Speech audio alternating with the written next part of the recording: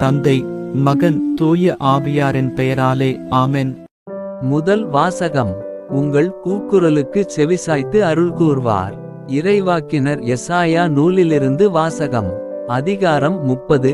இறை வார்த்தை 19 முதல் 21 முடிய மற்றும் 23 முதல் 26 முடிய. இஸ்ரேலின் தூயவராம் ஆண்டவராகிய இறைவன் கூறுவது: சீயோன் வாழ் மக்களே, எருசலேமில் குடியிருப்போரே, நீங்கள் இனி ஒருபோதும் அழமாட்டீர்கள். அவர் உங்கள் மேல் திண்ணமாய் அருள் கூர்வார். நீங்கள் கூப்பிடும் குரலுக்கு செவிசாய்த்து உங்களுக்கு மறுமொழி அளிப்பார். என் தலைவராகிய உங்கள் போதகர் உங்களுக்கு துன்பம் எனும் அப்பத்தையும் ஒடுக்குதல் எனும் நீரையும் கொடுத்திருந்தாலும் இனி தம்மை மறைத்து கொள்ள மாட்டார். உங்கள் போதகரை நீங்கள் கண்ணால் காண்பீர்கள். நீங்கள் வலப்புறமோ இடப்புறமோ எப்பக்கம் சென்றாலும் இதுதான் வழி, இதில் நடந்து செல்லுங்கள் என்னும் வார்த்தை பின்னிருந்து உங்கள் செவிகளில் ஒலிக்கும். நீங்கள் நிலத்தில் விதைத்துள்ள விதை மீது ஆண்டவர் மழை பொழிவார். நிலத்தின் விளைவான உணவு செழுமையாகவும் மிகுதியாகவும் இருக்கும். அந்நாளில் உன் மந்தை பரந்த மேய்ச்சல் வெளியில் மேயும். முரத்தாலும் சுளகாலும் தூற்றப்பட்டு சுவையூட்டப்பட்ட தீனியை நிலத்தை உழும் காளைகளும் கழுதைகளும் தின்னும். கோட்டைகள் இடிந்து விழுகின்ற மிகப்பெரும் அழிவு நாளில் வானளாவிய மலைகள் அனைத்தின் மேலும் உயர்ந்த குன்றுகள் அனைத்தின் மேலும் கால்வாய்களும் நீரோடைகளும் தோன்றும். ஆண்டவர் தம் மக்களின் முறிவுகளை கட்டி தாம் அடித்து ஏற்படுத்திய காயங்களை குணமாக்கும் நாளில் நிலவின் ஒளி கதிரவன் ஒளி போலாகும். கதிரவன் ஒளி 7 பகல்களின் ஒளி ஒன்றுதிரண்டாற் போல 7 மடங்காகும். இது ஆண்டவரின் அருள்வாக்கு. பதிலுரை பாடல்.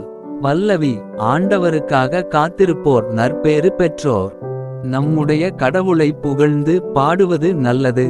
அவரை புகழ்வது இனிமையானது, அதுவே ஏற்புடையது. ஆண்டவர் எருசலேமை மீண்டும் கட்டி எழுப்புகின்றார். நாடு கடத்தப்பட்ட இஸ்ரேலை கூட்டிச் சேர்க்கின்றார். பல்லவி. ஆண்டவருக்காக காத்திருப்போர் நற்பேறு பெற்றோர். உடைந்த உள்ளத்தோரை குணப்படுத்துகின்றார். அவர்களின் காயங்களை கட்டுகின்றார். விண்மீன்களின் இலக்கத்தை எண்ணி அவை ஒவ்வொன்றையும் பெயர் சொல்லி அழைக்கின்றார். பல்லவி. ஆண்டவருக்காக காத்திருப்போர் நற்பேறு பெற்றோர். நம் தலைவர் மாண்புமிக்கவர், மிகுந்த வல்லமையுள்ளவர். அவர்தம் நுண்ணறிவு அளவிடற்கு அரியது. ஆண்டவர் எளியோர்க்கு ஆதரவளிக்கின்றார். பொல்லாரையோ தரைமட்டும் தாழ்த்துகின்றார். பல்லவி. ஆண்டவருக்காக காத்திருப்போர் நற்பேறு பெற்றோர். நற்செய்திக்கு முன் வாழ்த்தொலி. அல்லேலூயா, அல்லேலூயா. ஆண்டவரே நமக்கு நீதி தலைவர். ஆண்டவரே நமக்கு நியமம் வழங்குபவர். ஆண்டவரே நமக்கு வேந்தர். அவரே நமக்கு மீட்பு அளிப்பவர். அல்லேலூயா. நற்செய்தி வாசகம். மக்கள் கூட்டத்தைக் கண்டு இயேசு அவர்கள் மேல் பரிவு கொண்டார். மத்தேயு எழுதிய தூய நற்செய்தியிலிருந்து வாசகம். அதிகாரம் 9. இறை வார்த்தை 35 முதல் 10 முடிய மற்றும் அதிகாரம் 1. இறை வார்த்தை 6 முதல் 8 முடிய.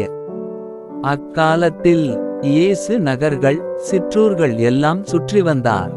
எங்கும் அவர்களுடைய தொழுகை கூடங்களில் கற்பித்தார். விண்ணரசை பற்றிய நற்செய்தியை பறைசாற்றினார். நோய் நொடிகள் அனைத்தையும் குணமாக்கினார். திரண்டிருந்த மக்களை அவர் கண்டபோது அவர்கள் மேல் பரிவு கொண்டார். அவர்கள் ஆயர் இல்லா ஆடுகளைப் போல அலைக்கழிக்கப்பட்டு சோர்ந்து காணப்பட்டார்கள்.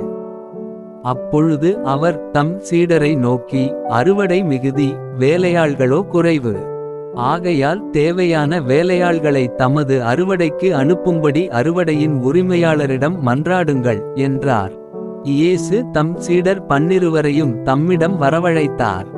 தீய ஆவிகளை ஓட்டவும் நோய் நொடிகளை குணமாக்கவும் அவர்களுக்கு அதிகாரம் அளித்தார். இயேசு 12 அறிவுரையாக கூறியது: வழி தவறிப்போன ஆடுகளான இஸ்ரேல் மக்களிடமே செல்லுங்கள். அப்படி செல்லும்போது விண்ணரசு நெருங்கி வந்துவிட்டது என பறைசாற்றுங்கள். நலம் குன்றியவர்களை குணமாக்குங்கள். இறந்தோரை உயிர் பெற்றரச் செய்யுங்கள். தொழுநோயாளரை நலமாக்குங்கள். பேய்களை ஓட்டுங்கள். கொடையாக பெற்றீர்கள், கொடையாகவே வழங்குங்கள். இது ஆண்டவரின் அருள்வாக்கு. உங்களுடைய பிரார்த்தனைகளையும் வேண்டுதல்களையும் நாளைய திருப்பலியில் ஒப்பு கொடுக்க விரும்புவோர் கீழ்காணும் மெயில் ஐடிக்கு உங்கள் வேண்டுதல்களை அனுப்பவும். அல்லது வீடியோவின் கீழ் கமெண்ட் செய்யவும். பிதா சுதன் பரிசுத்த ஆவியின் பெயராலே ஆமென். தின பிரார்த்தனைகளுக்காக லைக், சப்ஸ்கிரைப் மற்றும் பெல் ஐகானை கிளிக் செய்யவும்.